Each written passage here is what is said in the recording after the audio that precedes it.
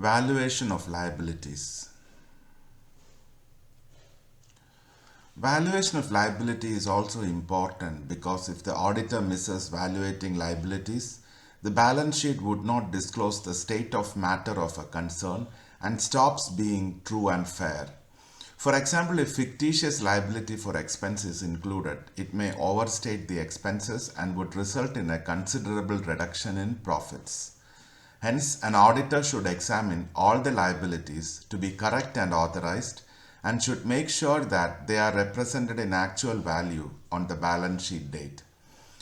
Liabilities can be classified as current liability, long-term liability, and contingent liability.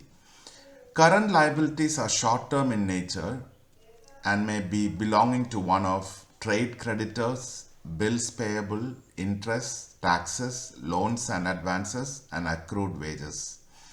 So we'll take a look at each of these items. What is trade creditors?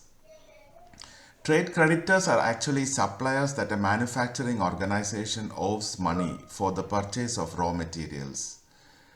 Bills payable, on the other hand, is actually a bill of exchange received by a company but not yet paid. Accrued wages are wages earned by an employee but not yet paid. So these long-term liabilities are unusual transactions that may be very large transactions that require the approval of board of directors. Examples of this type of liability is debentures and long-term loans. Contingent liabilities are liabilities of a presently determinable amount which may have arisen from past dealings that have the potential to become a legal obligation in the future. Contingent liability may or may not arise in the future, but a future liability is sure to arise in the future.